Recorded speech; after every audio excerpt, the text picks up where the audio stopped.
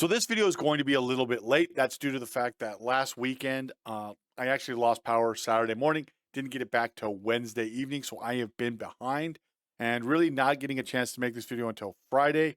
It's releasing today, the divisional round. But I did want to talk about 4 plays from the Texans' victory over the Cleveland Browns during Wild Card weekend. And apologies for this video being late. And because the video is kind of late, I'm not going to spend too much time breaking down each of these plays, but I did want to kind of highlight these 4 plays because Cleveland really struggled with a lot of play action or play action fakes by the Texans. And we're going to look at 3 touchdown plays and really a big play on play action boot. And let's just look at NIco Collins' first touchdowns just so you guys can see exactly what it is that I mean. We're going to run the fake toss sweep. It's going to be a screen to NIco Collins, and we're going to go back to the beginning, and there's a few things that I want you to notice. So right off the bat, the first thing to notice is that NIco Collins, notice he's going to press downfield like he's going to block, and then he's going to work back towards C.J. Stroud. So he's going to come downfield, and then he's going to work his way back. He's not going to just step back and stand there. He's going to work back to C.J. Stroud, close the distance. That's just in case the defender magically sees it quick enough and shoots, closes the distance so it can't be picked off. It allows him to also get on a good track to cut up inside the block. So the 2 linemen that are going out on the screen, Laremy Tunsil, who's going to step down as though he's running outside zone, and then he's going to work up and block Emerson. We've got Juice Scruggs, who's going to step down as well, and then he's going to work to the look inside, kind of slow plays it a little bit, doesn't really get a good block at all. It's enough on Owusu Karamoa, number 6 for the Browns, to kind of slow him down, but it's not that great. Laremy Tunsil really does make the block on Emerson, who blocks Emerson basically into Thornhill, who then can't get over and make the tackle on Collins. And the other second thing is once Collins catches the ball, I want you to watch his track. He really is acting as though he's going inside. That really helps Tunsil out because it forces the defense. The corner's going to squeeze inside. That then allows Tunsil to basically seal the outside.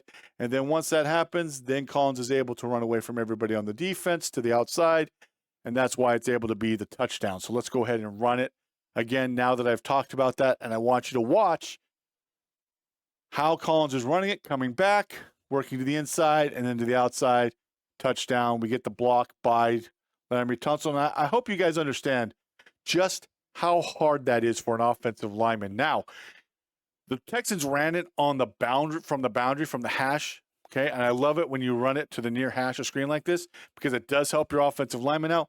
But remember, these are big guys stepping down and then on a dime having to sprint to the outside.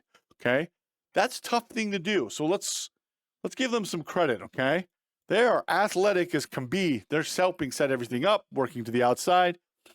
NIco Collins helps set up the block and touchdown. It's a really nice job. So let's go ahead though and go to the next play, which is the Brevin Jordan touchdown. It's on play action boot, and let's take a look at it right now. All right, so here we have the Brevin Jordan touchdown, and Houston is in 22 personnel. This is Andrew Beck. He's actually the fullback. And what we're going to get is we're going to get a play action fake. We're selling outside zone to the left with a play action boot back to the right. And at the snap, we're going to have Andrew Beck go inside of Brevin Jordan, and he's basically running the clear out route. Xavier Hutchinson is going to be running the over route. And then Brevin Jordan is going to step out and help seal the edge, basically with the count of 1,001, 1,000, and then he's going to release into his arrow route. Him engaging and holding up the defensive end and really kind of selling, hey, I'm blocking you this way to hold them up, allows C.J. Stroud to carry out the fake and then get his hips turned around, his head turned around, and buys him enough time. And also, it puts him in sequence with C.J. Stroud. Okay, so let's go ahead and run the play real quick, and then I'll come back to what it is that I mean by that. Get that play action. There's C.J. Stroud, just throws it over the top. Great block there by Xavier Hutchinson to help out. And Brevin Jordan just outruns everybody for a touchdown. A 3-yard pass results in a touchdown. Okay, so what we're going to look at it from the end zone view. All right, and we're going to talk about this. Now, if Brevin Jordan had just immediately come out engaged and just said, engaged, quick hit, and then released out immediately, the fake by C.J. Stroud would have been taking him a little bit longer, and then he would have been way ahead of where C.J. Stroud is. So when C.J. Stroud comes out of his break, Brevin Jordan is in a good spot downfield to where C.J. Stroud can really see him. See, Imagine if Brevin Jordan had gone too quick, one, the defenders will probably be in CJ Stroud's face. But let's say that Jordan gets out immediately, right here, okay? If he had left immediately, he's going to be way ahead. It's a harder throw for CJ Stroud, but now CJ Stroud's able to set his feet, look at the distance, the spacing. It allows a lot of things to be done. And so it's an easy throw for CJ Stroud to Brevin Jordan, and Brevin Jordan can get upfield and make a touchdown and make this a big play. Great job, great design, and it's a really well-coached play by the tight end, okay? It's important to understand, you don't want to be too far ahead if you're the receiver, because then it does become a tougher throw, especially if you've got people in the face. Right there, it's an easy, he's not too far ahead. It's an easy throw over the top. He can float it to him. It gives him space to lead Brevin Jordan to where Brevin Jordan's not running into the sideline. Really well done by Brevin Jordan and CJ Stroud. And then, again, the Browns really bit on the play action fake. So when the run game works, this is what you get, okay? So let's go ahead and look at it again from the sideline view. Notice everybody, backers are stepping up. No one runs with Brevin Jordan once he releases, and then it's just a foot race after that block by Xavier Hutchinson. Touchdown, big play for the Texans. Let's go ahead now and take a look at another play action boot where CJ Stroud hits the route that's basically the shallow arrow route, and it's a big play. Let's go to that one right now. So here we go. This is a 1st and 10 play action boot. I really like the design of it. It's going to be thrown to NIco Collins, who's coming underneath. We're actually going to get a motion by Michi coming across on the play. And then CJ Stroud doesn't even get his hips all the way around, is able to hit NIco Collins coming underneath. So let's go ahead and take a look at this again. Go back, sideline view. We get the motion by Michi, and what we're going to have is we're going to have, again, a play action as though we're running outside zone to the left.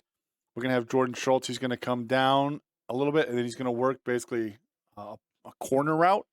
We're going to have NIco Collins come underneath. He's going to have to lose some ground, and then he's actually just going to be the arrow route out. And we're going to have a great play fake by CJ Stroud once again. He's going to come out, and then he's not even going to be able to get his hips all the way around, and he's going to be able to still dump it off to NIco Collins, who just has to outrun the Browns defenders to get upfield. Watch Brevin Jordan as well. Brevin Jordan really seals down on the defenders. He's trying to really sell that it is an outside zone, and that's going to mess up, again, number 6, Owusu Koromoa. He's going to actually trip a little bit over Brevin Jordan because he's trying to squeeze and then realizes it's a play action.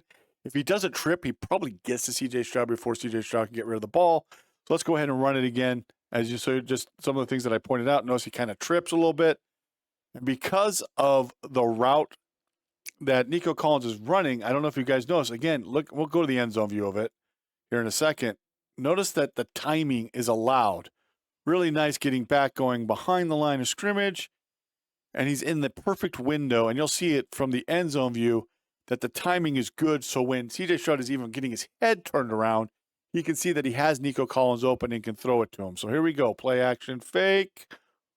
Look at the spacing. NIco Collins is right in the window where the head spins around. He's not too far ahead. He's not too far ahead, and that's because of his pre-snap alignment. Okay, let's go back.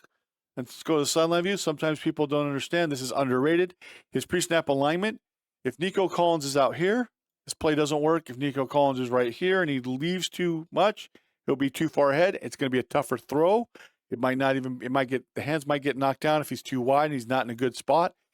Because of alignment, he's able to be in a good spot when he runs this play, as you saw from the end zone view, allowing CJ Stroud to throw it. So these are little things to look at when it comes to this play, and it's important if you are breaking down film, like the Ravens will be, to noticing the split and alignment of NIco Collins, okay? And then because of it, it allows that play to really work. It's a big play, gets them into Browns territory. Now we have some funky things that happen, but we're going to go to the last play. It's a play action. Again, another play action boot that leads to a touchdown for the Texans against the Browns. Let's go to that play right now. All right, so here's the last play that we're going to go over from the wild card game. It's the Texans. It's a play action on 2nd and 20, and it's so beautifully done. It's a great throwback play to Dalton Schutlz, the tight end, for a touchdown. Let's go ahead and go take a deeper dive into the play for you guys. Okay, so again, we're going to have the motion by Andrew Beck. He's going to come down. He's going to become a wing position. And then at the snap, he's going to wash anybody from the Cleveland Browns who's inside gap of him down the line to really seal. So when CJ Stroud boots out, there's no one there to really get in his face. We're going to have Dalton Schutlz come out, act like he's going to run the corner route, and instead he's going to run the post. We're going to have Michi, he's the one, just like NIco Collins did earlier, he's going to come behind the line and he's going to be the arrow route. Again, notice his split. It allows him to be in a good spot. So when CJ Stroud comes out of his boot, he can throw it to him if he needs be. We're going to have NIco Collins running the over route. Okay. And because NIco Collins has had such a big game, it's really going to influence Thornhill, who's going to step down on to the over route by NIco Collins. And because he does that, that really opens up the post. Once Dalton Schutlz makes his break, there's no safety to the backside on the too high look to really stop this play. And so the ball is just thrown over him. So let's go ahead and remember, we're watching this type of stuff. Look at the route by Dalton Schutlz. He's going to sell out and in. Notice Thornhill comes down on NIco Collins. And because of that, it allows that now post route by Dalton Schutlz to go over the top. So let's go back. Again, let's look at it. We get squeezed down right there by Andrew Beck. Helps out. That allows time for CJ Stroud to really flip his hips around, throw the throwback. And remember, this play looks very similar to something that was run when? The Brevin Jordan touchdown. It's not the Brevin Jordan touchdown. It's not the same exact play, really, but it looks similar with the route combination, right? We get this clear out route. We get the under route, the over route. Except now we got the post. Because NIco Collins has been a weapon, that influences Thornhill to really open it up, allowing this throwback touchdown. Great play.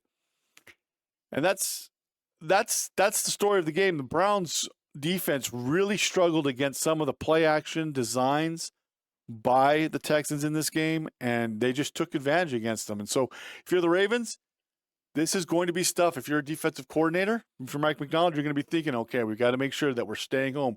We just don't drive on a certain receiver. If you're the safety, you've got to be aware, hey, they might be doing a throwback, so we got to be careful on just driving on the over route. Create confusion. When I talk to people, there's offenses in the NFL that I dislike because they never put defenders in conflict like this play.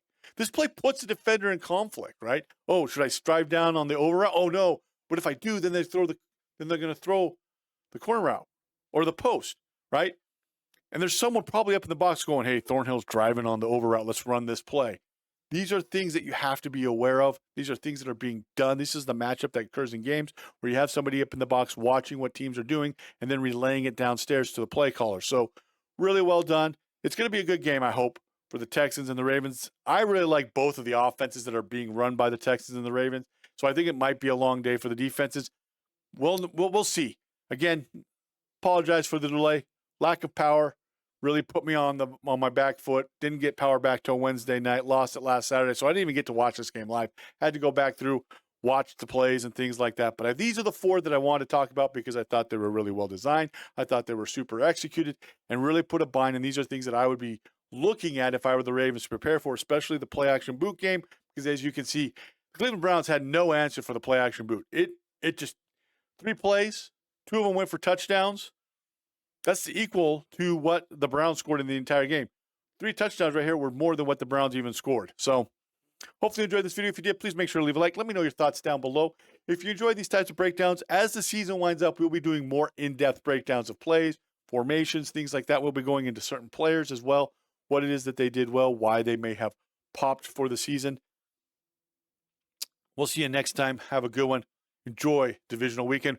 Hopefully next week we'll have more videos coming out as we catch up. Again, delayed because of weather. So this is the only one that we're making. I do want to give a shout out to all of our members of this channel, especially those at the booster member or above. You're seeing their names scroll across the screen here on this video. If you wish to have your name in a video just like this, make sure to join as a member at this particular level of booster and above. All members, however, get early access to any video before it goes public. If you wish to have early access to a video, make sure to sign up at the fan level or above. We'll see you next time.